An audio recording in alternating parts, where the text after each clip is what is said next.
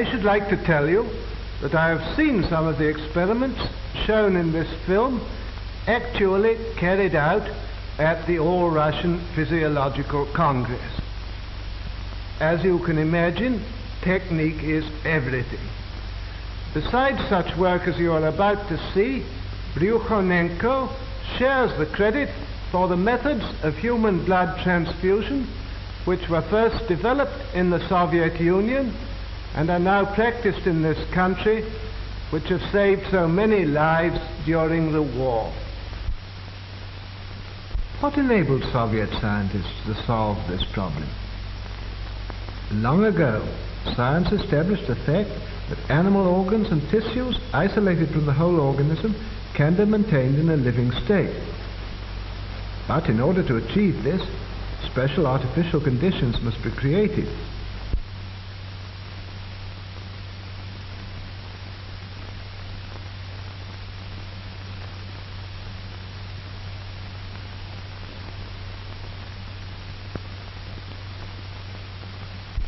Isolated organs can be brought to life even though they've been removed from the animal's corpse some time after death.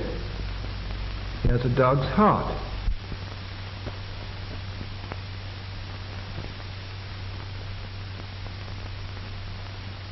It can function as well in artificial conditions as in a living organism, and for this purpose, blood is introduced into the cardiac vessels. The isolated heart beats just as it did a few hours previously in the living dog.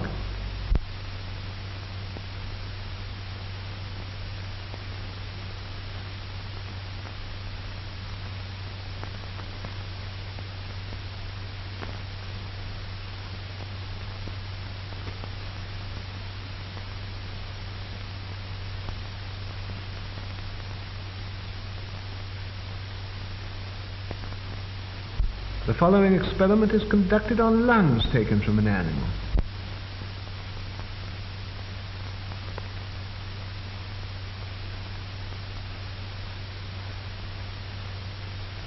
Bellows distend the lungs and fill them with air.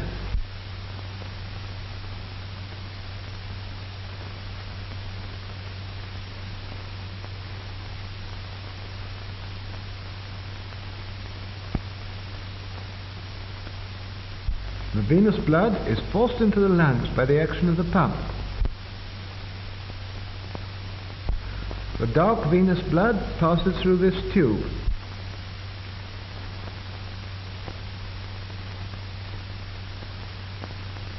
In the lungs, it takes up oxygen and becomes arterial blood.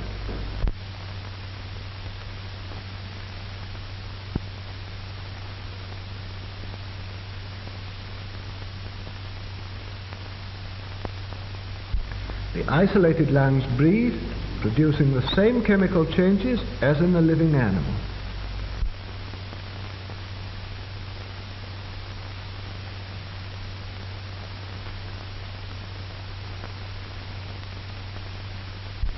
An animal's head can also live in the isolated condition. Here is the plan of the experiment.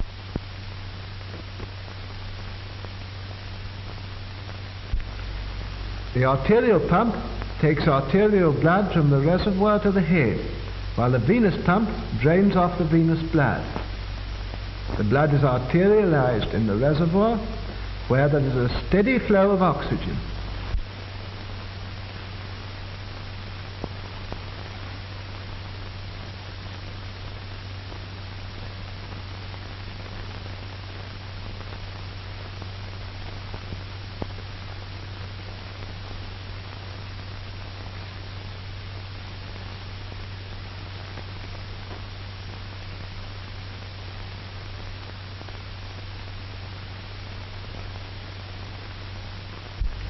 The artificial blood circulation ensures the metabolism necessary for the life of the head.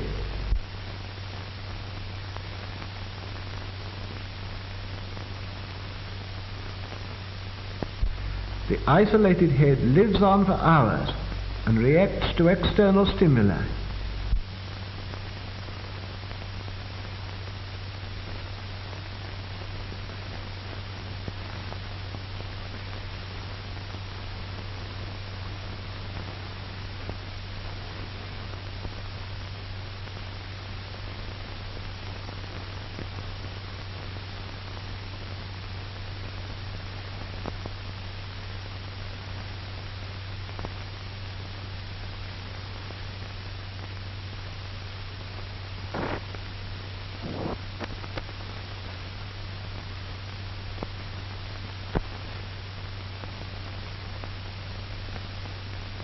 The isolated head even reacts to light and to sound.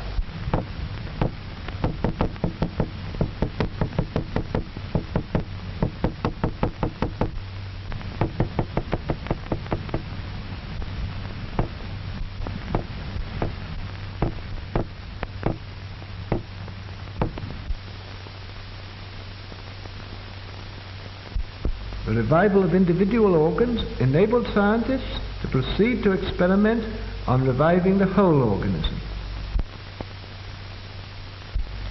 The revival of the whole organism can be achieved with the help of an apparatus called the autojector.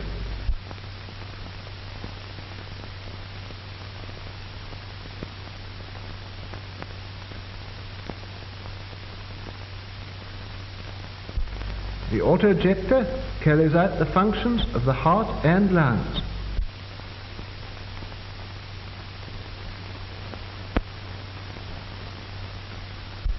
As we know, the heart, by its rhythmical contractions, supplies the body with arterial blood rich in oxygen.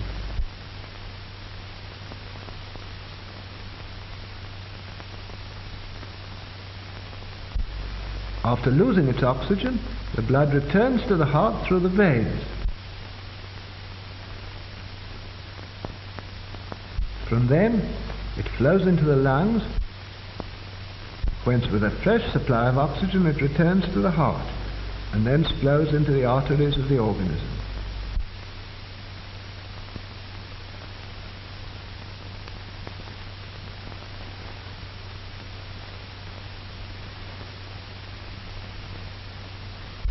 The autojector works on the same principle. The apparatus includes a system of pumps for supplying blood and drawing it off.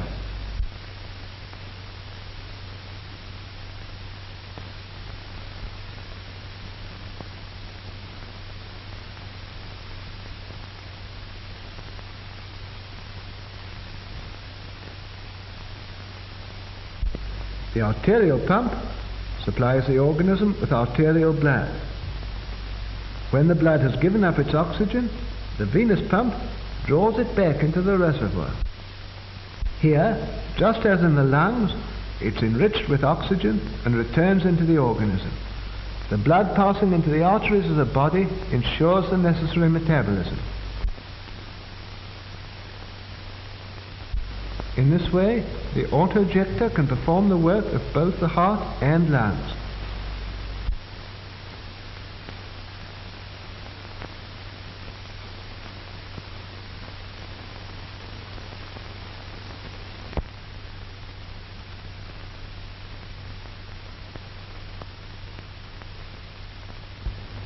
We begin the experiment of revival. The experiment is carried out on a dog.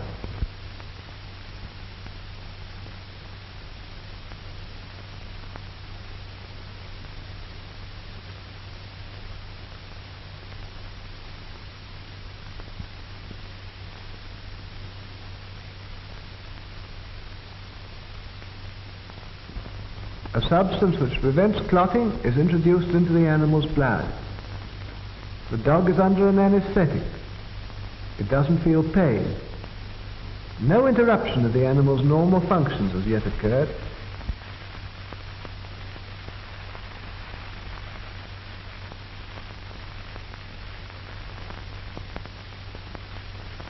The dog reacts to touch. Its pupils are normal.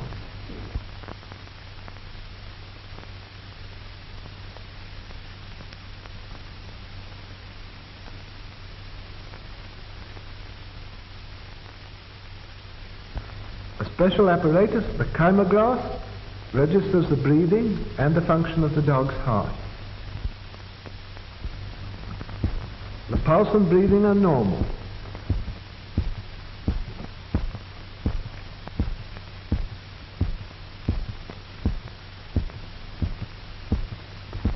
The experiment begins. All the blood is drained off through the carotid artery.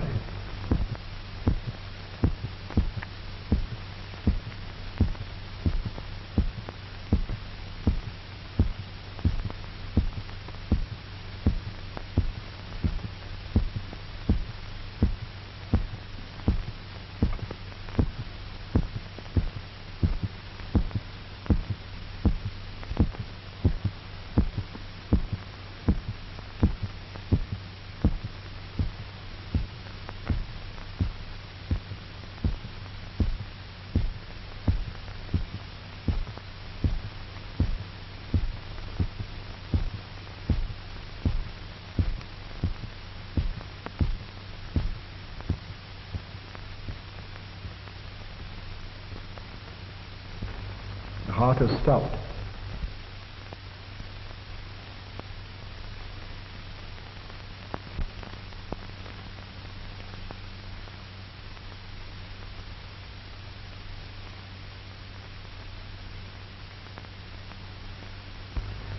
This is one of the animal's last gasps.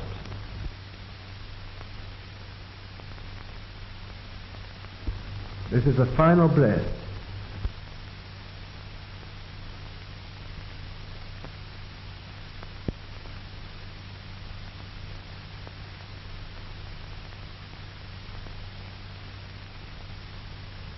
The dog is dead.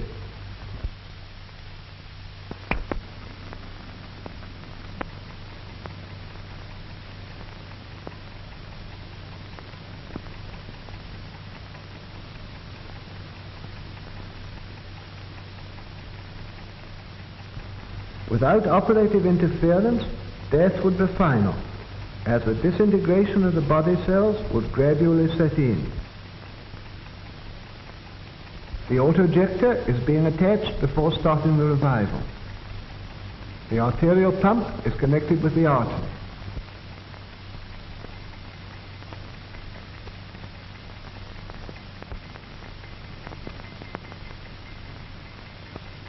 The venous pump is connected with the vein.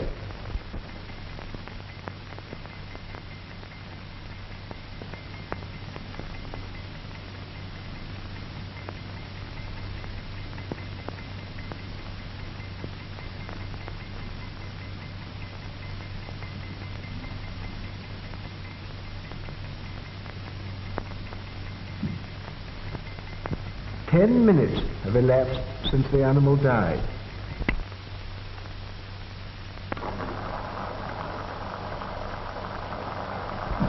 The blood removed from the animal is pumped back into its vessels by the autojector.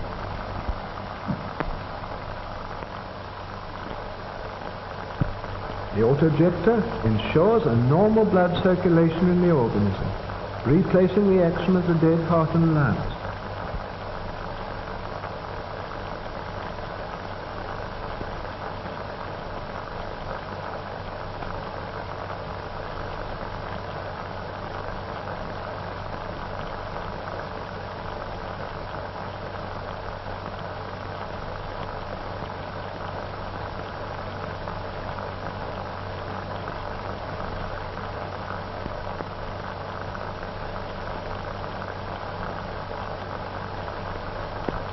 The artificial blood circulation gradually induces the heart to start beating again.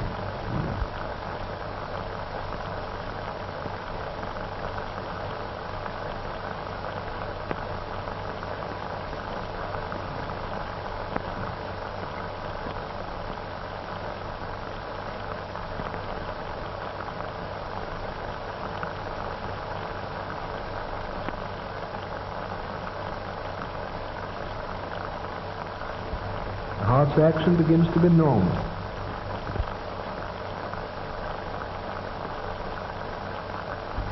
First sign.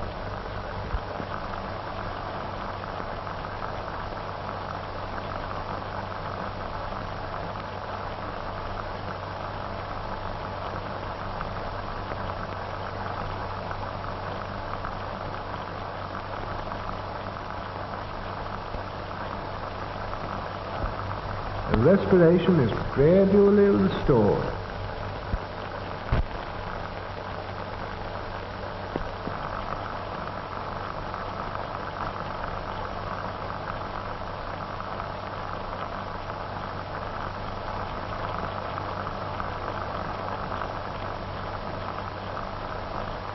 The dog breathes more normally and evenly. The animal's condition approaches normal. We can now disconnect the autojector and leave the organism of the dog to maintain life with its own resources.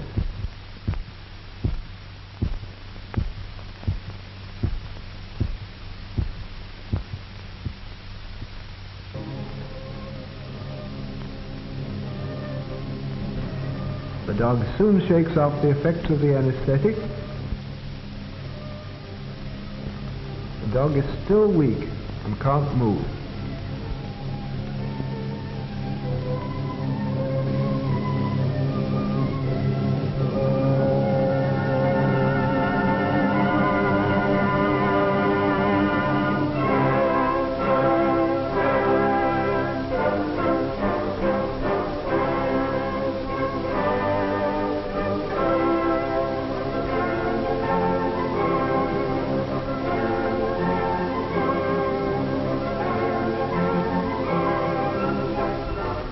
After 10 to 12 days, the dog returns to its normal state.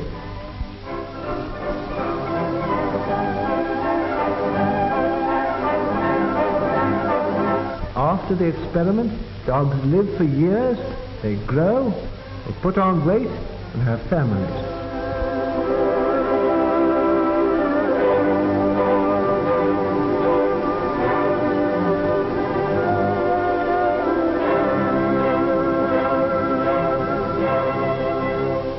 For a number of years now, 3 dogs have been under observation in the Voronezh Medical Institute after being revived by artificial blood circulation.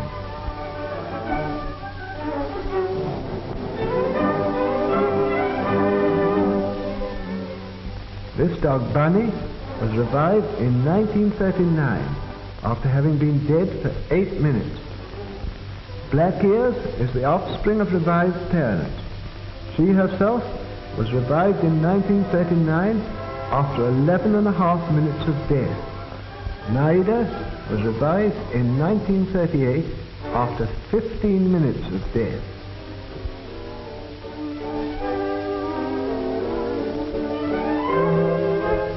These experiments on the revival of dogs have shown that the process has no harmful effects on the animal organism.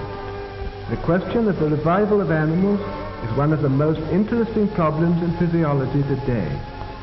Experiments on revival have added to the valuable store of our knowledge of experimental medicine.